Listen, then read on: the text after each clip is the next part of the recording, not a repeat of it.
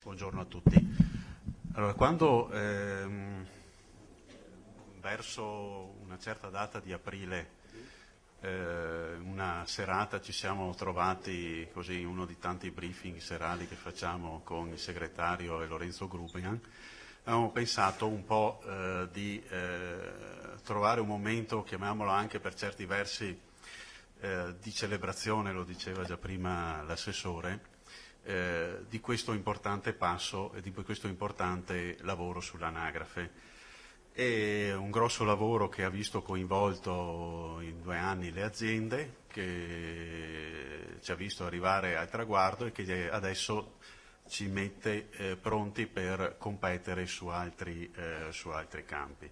Accanto a questo, avevo pensato anche di, tenuto conto che gli obiettivi dell'informatica su cui ci siamo confrontati con le aziende in tutto questo periodo di tempo erano una parte importante degli obiettivi alle aziende e alle direzioni generali, avevamo pensato di accoppiare anche una parte iniziale in cui facevamo un po' il punto su quello che era stato fatto, sui risultati, un po' sul processo che era stato seguito e che è un po' quello che svilupperò io nella mia parte per quanto riguarda l'aspetto, chiamiamolo, più metodologico e di contesto.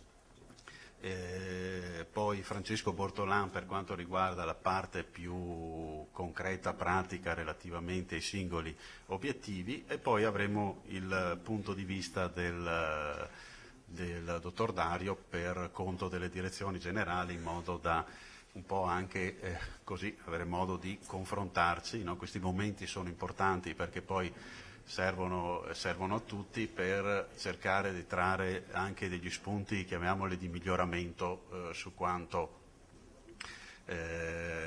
stiamo facendo e su come stiamo lavorando, no? E il primo punto di riferimento, parto da 2 serie di dati. Lo facciamo partendo proprio da un'osservazione che ha fatto prima il moderatore, no? Gli elementi di contesto, diciamo, di scarsezza di risorse, no? Per cui se da un lato, se da un lato abbiamo a che fare con un sistema che, come vedete, no, abbiamo dei dati che ci sono stati recentemente presentati anche a Milano,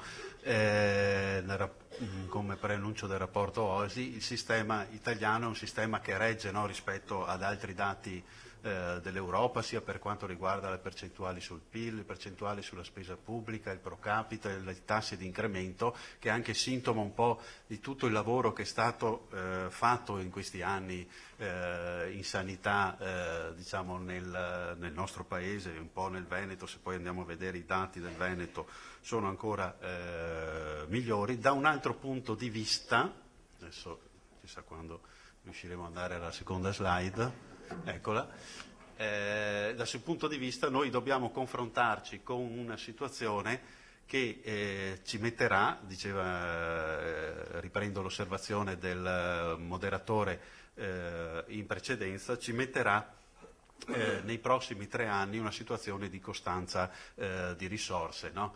Sono il risultato di quelle che sono state le manovre, dello scorso anno e di quello che è stato il recente passaggio sulla spending review, cioè una situazione in cui di fronte a una complessiva situazione, se andiamo alla slide successiva, di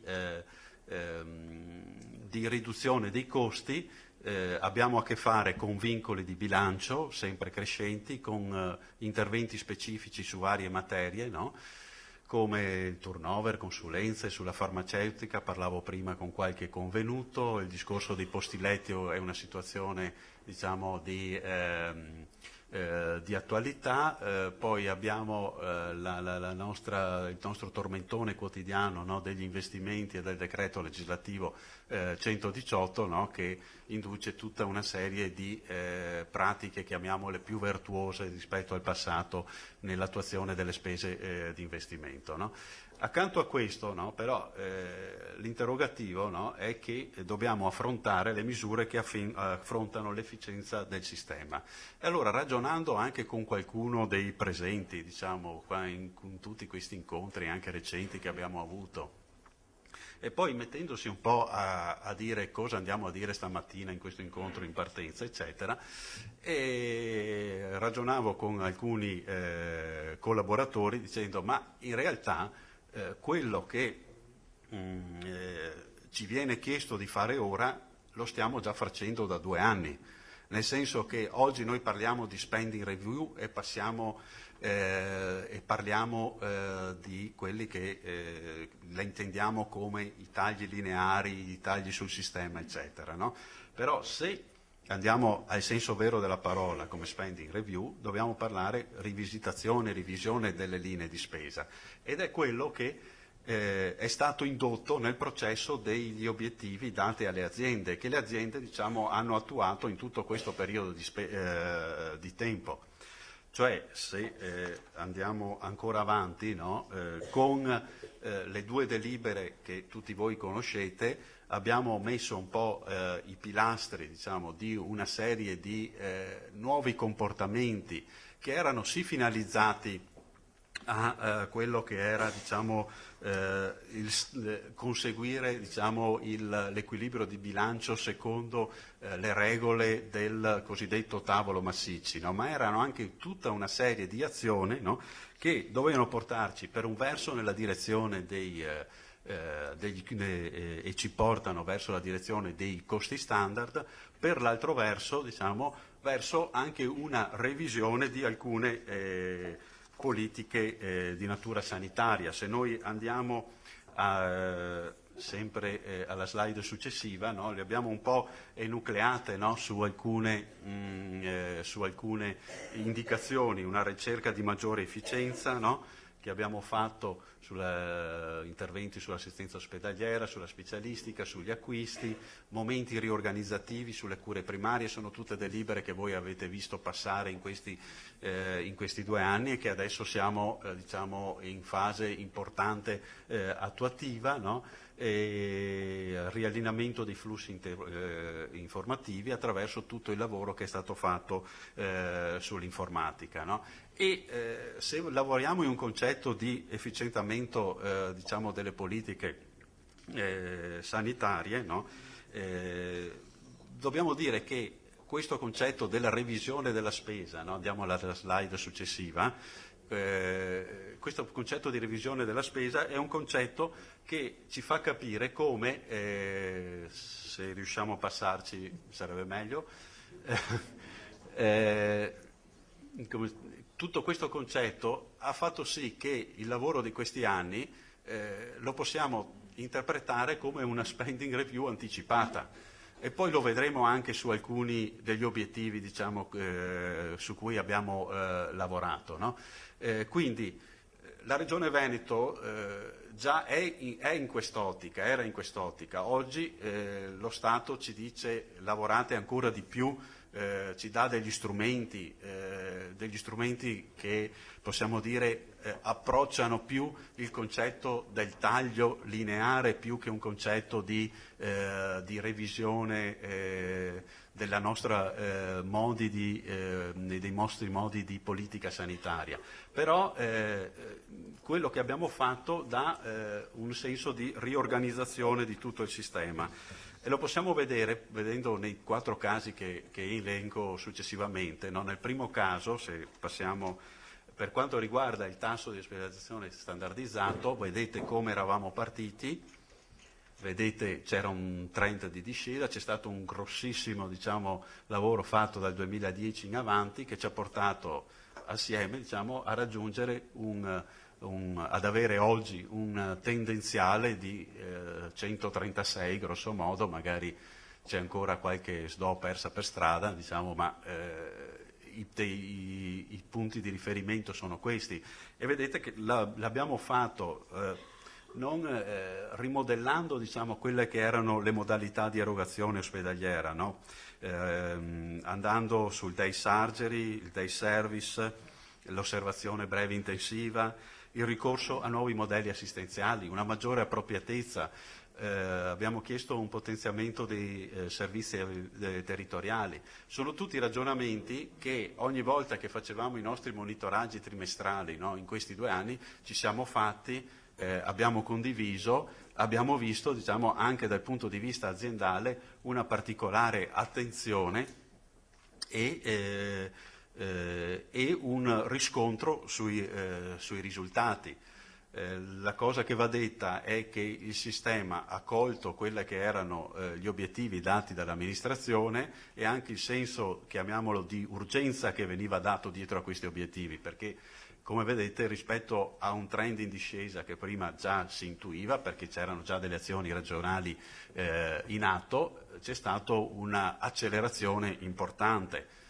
Se andiamo ancora avanti, vediamo, questo invece va colto in senso più, nel senso in salita, tutta la tematica per quanto riguarda i tempi di attesa, che ha voluto dire una riorganizzazione delle modalità di prenotazione, l'attivazione di specifici monitoraggi in ambito aziendale, no? Se andiamo ancora alla successiva, vediamo le 4 prestazioni per abitante con un coinvolgimento dei medici di medicina generale, un'appropriatezza prescrittiva, specifici monitoraggi, nuove relazioni con gli erogatori privati, quindi sono tutte azioni, no, che assieme in questi anni abbiamo formulato, abbiamo lavorato, di cui i risultati, come vedete, anche qui siamo passati dal 4,9 quasi 5 del 2009, adesso stiamo arrivando al valore obiettivo del 4. No? Se andiamo ancora nella farmaceutica, qui abbiamo ottenuto forse uno degli indicatori dove i risultati sono ancora più tangibili, no? Con l'appropriatezza prescrittiva, con maggior ricorso alla distribuzione diretta e alla DPC, con la prescrizione del farmaco generico e sempre con i monitoraggi. No? Quindi vedete, un lavoro che adesso ci permette di dire abbiamo conseguito, diciamo, questi risultati, ma non è stato solamente che ci portano verso migliori risultati di bilancio, ma sono anche conseguenti ad una revisione delle politiche di intervento delle aziende in ambito sanitario. No? Quindi,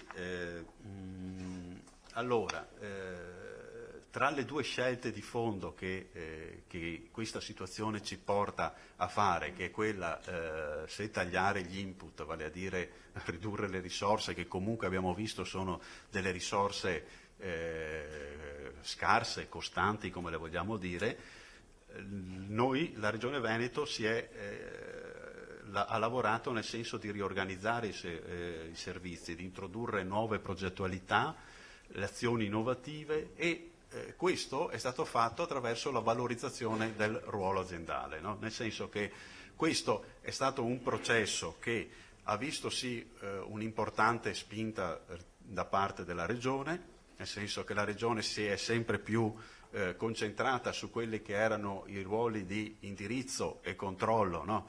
che gli sono propri, dando direttive, insistendo, monitorando, accompagnando anche le aziende che erano in maggiore difficoltà rispetto al conseguimento di certi obiettivi, ma dopo le singole azioni hanno trovato una concretizzazione a livello aziendale. Di qui uno dei valori importanti è il fatto che questi risultati adesso cominciano ad essere risultati diffusi, non solo più dei best performers del sistema, no?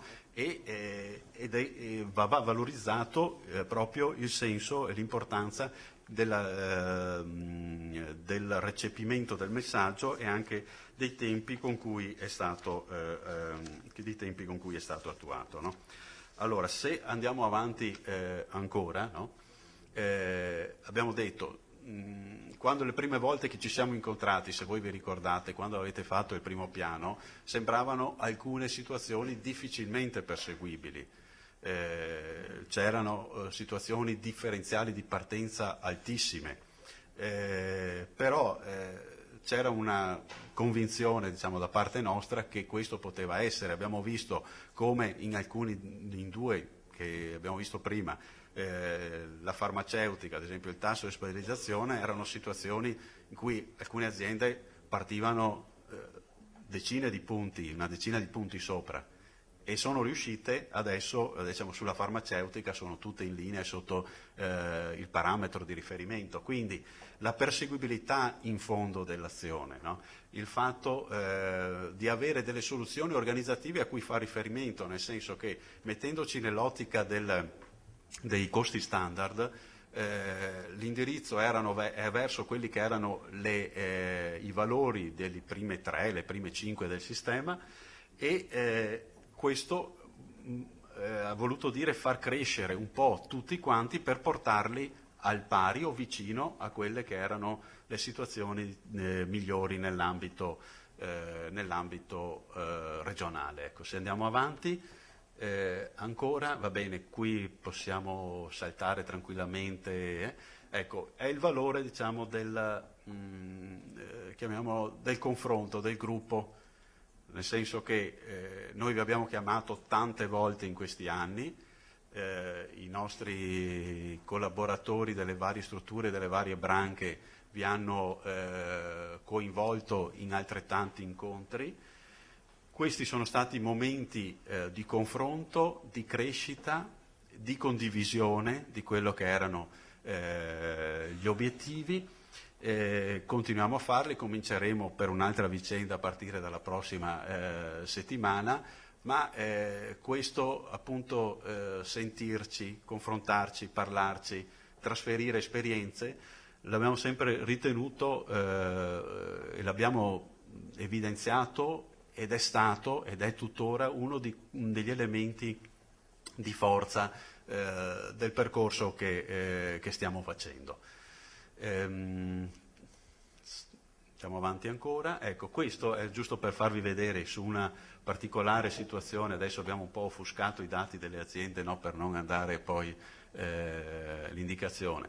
Come erano certe situazioni nel 2010 e come sono nel 2012. No? Tenete presente che la rappresentazione era benevola nel 2010 per non creare un elemento, chiamiamolo, anche forse di terrorismo, nel senso che anche i gialli erano rossi, nel senso, se accelero, i gialli erano quelli che erano fuori parametro, ma fuori parametro per la deviazione standard, quindi abbiamo scelto una modalità di rappresentazione per incentivare, diciamo, a dire siete vicini, arriviamoci.